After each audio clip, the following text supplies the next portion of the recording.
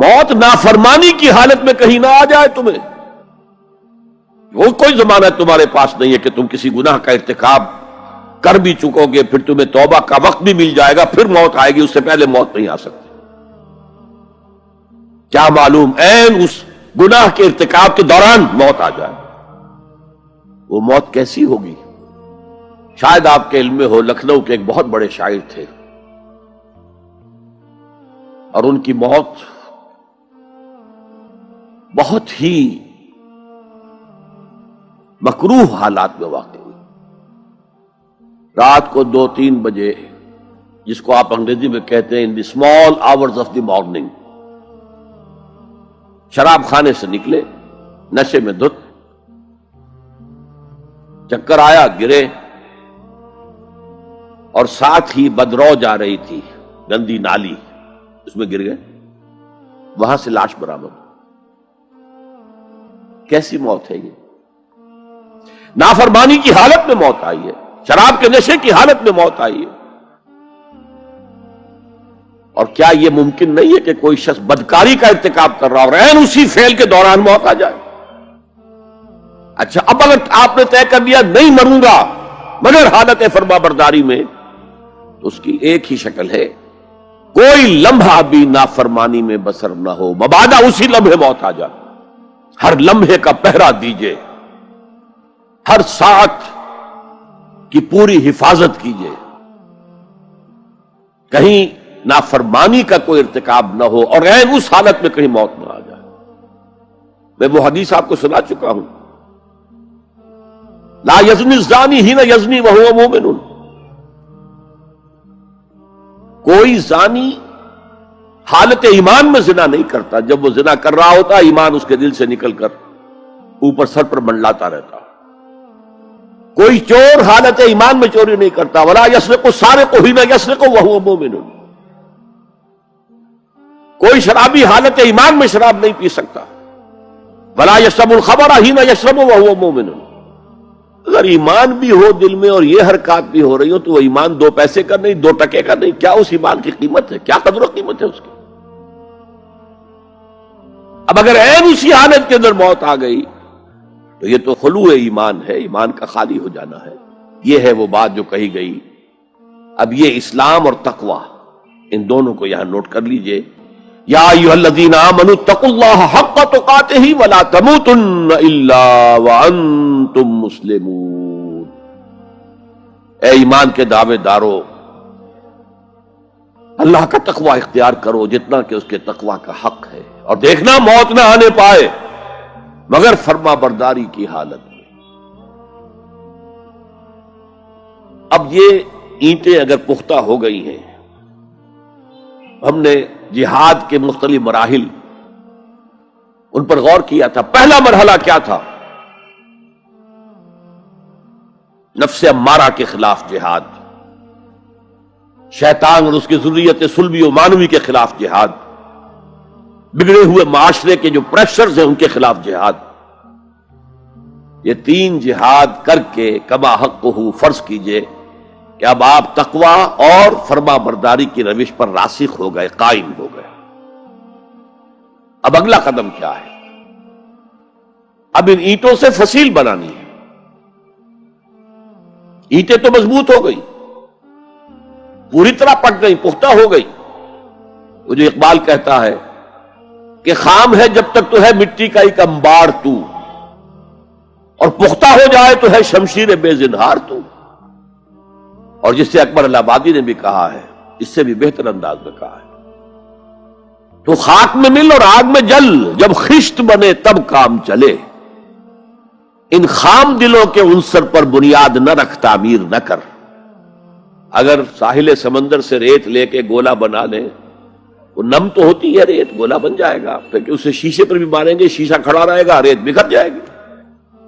اسی گولے کو ذرا بھٹی میں ڈال کے پکا لو، روڑا بنا لو، تو خاک میں مل اور آگ میں جل، جب خشت بنے، جب اینٹ بنو گے تب کام چلے۔ اب اگر اسے مارو گے تو کوئی نتیجہ تو برآمد ہوگا کہ نہیں؟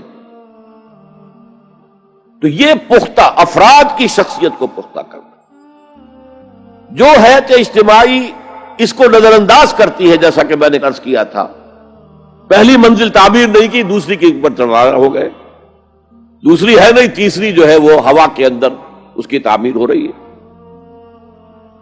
ہماری بہت سی ناکامیوں کا اصل سبب یہ ہے۔ حضور نے پہلے افراد کو تیار کیا ہے، افراد کے ہاتھوں میں ہے اقوام کی تقدیر، ہر فرد ہے ملت کے مقدر کا ستارہ، اور ہر حیات اجتماعی یا کوئی تنظیم ہو، کوئی جماعت ہو جو اسلام کی سربلندی کے لیے کام کرنا چاہیے، اسے سب سے پہلے پختہ کردار والے افراد تیار کرنے ہوں گے۔ یا ایھا الذین آمنوا اتقوا اللہ حق تقاتہ ولا تموتن الا وانتم مسلمون۔ اب دوسرا نقطہ کیا ہے؟ ان کو جوڑنا ہے، اب اینٹوں کو جوڑنا ہے۔ And for that you need a cement substance۔ پچھلے زمانے میں چونا وغیرہ ہوتا تھا، چونے سے جوڑا جاتا تھا، آج کل سیمنٹ ہے۔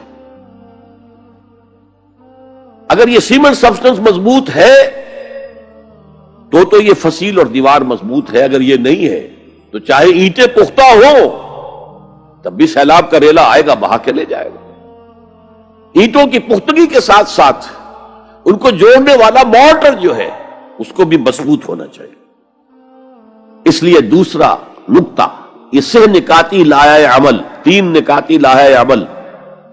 پہلا تقوی اختیار کرو اور اللہ تعالیٰ کی پوری فرما برداری اختیار کرو، کوئی لمحہ تمہارا نافرمانی میں نہ گزرے۔ اب وَاعْتَصِمُوا بِحَبْلِ اللَّهِ جَمِيعًا وَلَا تَفَرَّقُوا، چمٹ جاؤ اللہ کی رسی کے ساتھ مل جل کر اور تفرقے میں نہ پڑو۔ اعتصام عصمت سے بنا ہے، عصمت حفاظت کو کہتے ہیں۔ اعتصام حفاظت حاصل کرنا۔ جیسے آپ دیکھتے ہیں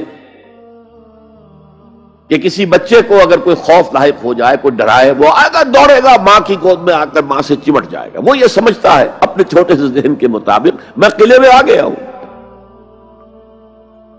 یہ دوسری بات ہے کہ کوئی سفاک انسان، جیسے فسادات ہوتے ہیں یا جیسا کچھ سن 47 میں ہوا تھا، کوئی سفاک بھیڑیا صفت انسان آئے، بچے کو کھینچے ماں کی گود سے، اچھالے اور کسی نیزے میں پرو لے۔ لیکن بچہ یہ سمجھتا ہے کہ میں آ گیا ہوں، پناہ میں آ گیا ہوں، قلعے میں آ گیا ہوں۔ تو یہ ہے اعتصام۔ اور عجیب بات یہ ہے کہ جو اس سورہ مبارکہ کی جو ہم نے شروع کی ہے آیات، وہاں سے ایک آیت پہلے جو ہے 10ویں رکوع کی آخری آیت، وَمَن يَعْتَصِم بِاللَّهِ فَقَدْ هُدِيَ إِلَىٰ صِرَاطٍ مُسْتَقِيمٍ۔ یہاں حبل اللہ نہیں ہے، جو اللہ کے ساتھ چمٹ جائے تو اس کی ہدایت تو ہو گئی صراط مستقیم کی طرف، اللہ سے جڑ جاؤ۔ سورہ حج کی آخری آیت کے بھی آخری الفاظ یہی ہیں، وَاعْتَصِمُوا بِاللَّهِ فَأَقِیمُوا الصَّلَاةَ وَآتُوا الزَّکَاةَ وَاعْتَصِمُوا بِاللَّهِ۔ وہ تمہارا پشت پناہ ہے، وہ مولاکم ونعم المولا ونعم النصیر، کیا ہی اچھا ہے وہ مولا، پشت پناہ، مددگار، حمایتی، کیا ہی اچھا ہے وہ مدد کرنے والا۔ تو وہاں پر بھی واعتصموا باللہ، وہی لفظ یہاں آیا، ومن یعتصم باللہ فقد ہدی الی صراط مستقیم۔ اب یہاں سوال پیدا ہوتا ہے وہ حبل اللہ کون سی ہے؟ اب اصول یہ سامنے رکھیے کہ قرآن مجید میں اگر محسوس ہو کہ کسی جگہ پر کوئی ابہام ہے، اجمال ہے، کہیں وضاحت کی ضرورت ہے، تو یہ حق ہی نہیں فرض ہے محمد الرسول اللہ صلی اللہ علیہ وسلم کا کہ اس کو بیان کریں، واضح کریں، تبیین کریں۔